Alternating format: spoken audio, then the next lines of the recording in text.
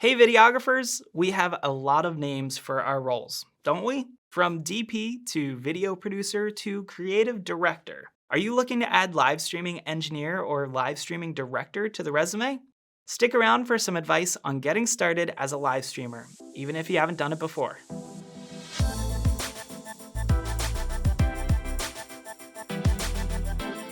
So you're wondering how you can start live streaming, and maybe you've seen people like me do it or some other YouTubers talk about how lucrative and fun it can be. Or maybe it just popped up one day when a client asked if you could do it.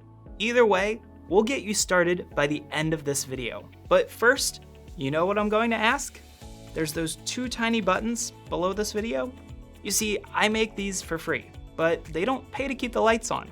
I do this for you to learn and grow. So if you could do me a quick favor, just hit the like and subscribe button below, and if you're feeling generous, maybe even leave a comment.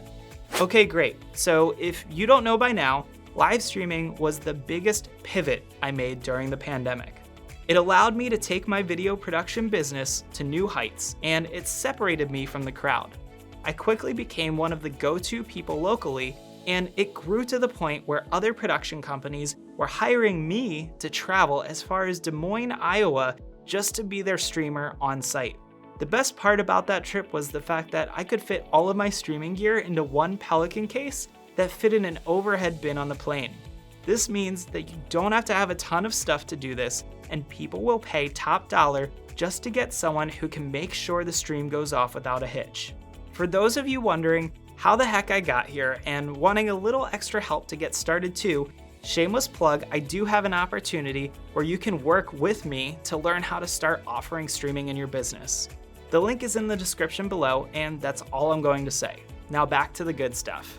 So most people think about live streaming as simply pulling out your smartphone, opening up the Facebook app, and going live. And don't get me wrong, in some scenarios, this is a great opportunity to stream an event or something that's happening. What most smartphone users fail to realize is that your phone mic isn't going to pick up a speaker 100 feet away at the front of a ballroom. Your phone's camera isn't going to look all that great if you haven't wiped it with a microfiber cloth to avoid the streaking lights, and speaking of lights, if you don't give it a good lighting setup, it's going to look like crap. Even the new cinematic mode that blurs out the background isn't going to save you from a poorly lit room. Hint, most rooms are poorly lit, or at least use terrible color temperature of light. Even the more modern buildings that use LEDs have flickering issues on camera.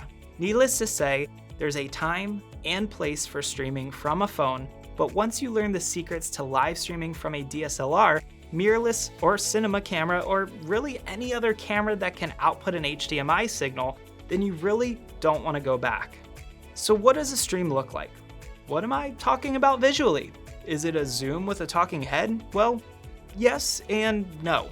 You see, streaming can take many shapes and forms.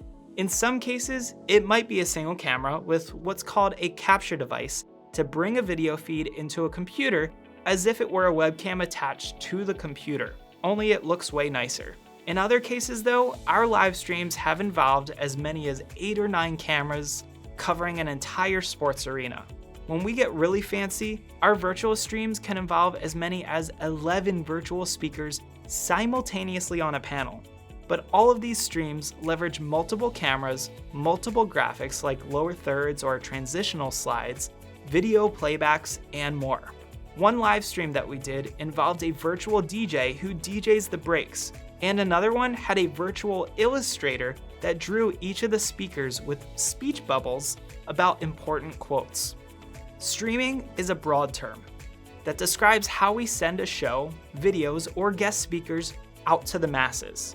It can be done on platforms ranging from Zoom and Facebook to YouTube, or even higher-end private platforms that charge an entrance fee for the conference or event. So now that you have a broader picture of what live streaming looks like, let's talk some gear. You've probably been sitting there thinking, Zeph, quit jerking my chain and just tell me what to do.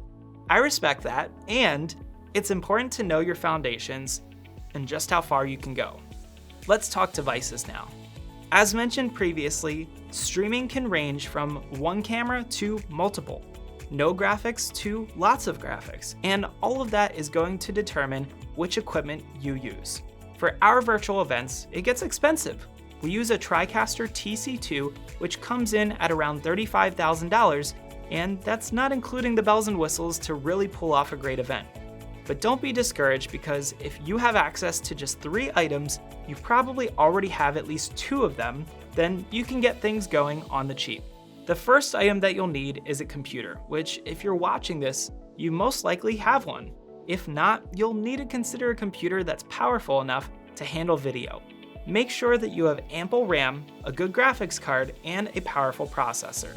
If you're a Mac person like me, the M1 Max and beyond are all monsters and will work perfectly for this. If you're a PC guy, I recommend anything with at least a quad-core processor or some of the more recent Intel processors, at least 8 to 16 gigs of RAM, and a graphics card with at least 4 gigs of VRAM. The second item you'll need is a camera that can supply clean HDMI output. This means that when you hook up an HDMI cable to it, you don't see all of the menus and little functions or settings displaying on the screen that the camera is connected to. Most recent DSLRs that were made in the last 4 years have this function, but if you're not sure, the easiest way to check it out is to head over to a site like elgato.com, find their page for the Camlink products, and look for the camera compatibility link. This will let you know most of the common brands and whether or not they'd be compatible. This leads me to the third and final ingredient, a capture device. While you're on the Camlink page, you might want to throw one of the Camlink 4K devices into your cart, because for $130, this is one of the best and most affordable capture devices on the market. To the YouTube comment warriors, yes, I know there are $15 to $20 models on Amazon from no-name brands, and yes, I've used them. And to you, my audience, if you're a bit more on the techie side, then be my guest. I just prefer to use devices that have a community online, so if I run into trouble, I can find someone to help me. So, you've got your 3 devices: a computer, a camera, and a capture device, the 3 C's. You're halfway there. In fact, you could plug all of these in and go live right from your computer on Facebook, YouTube, or Zoom immediately with just this. I do, however, recommend getting a good microphone and lighting setup to use in combination with these. So what gets you the other half of the way? It's going to come down to software. If you want to be able to add graphics, videos, or screen shares, you'll want some software to help you include those in your shots. OBS, or Open Broadcast Software, is one of my favorites for starters, because it's open source, but also because there is a huge community of users online. It had to be one of the top apps downloaded over the past year or 2 of what I've now deemed the Great Shutdown. We're not going to use the P or C word anymore. Pandemic and COVID. OBS is a free download, and there are tons of free YouTube videos online that you can watch to get you off the ground. Chances are I'll release some videos there too at some point in time, but these are included in our course as well, which we link to below. Streaming is fun.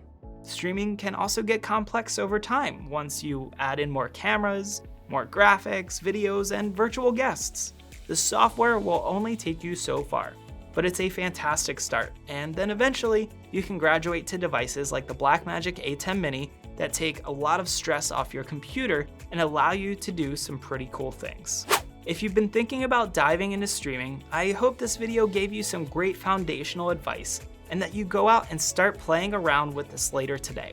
And if you're a videographer stuck scratching your head and you really want to take your work to the next level like I have, feel free to check out the links below in the description to learn more. Till next time, adios.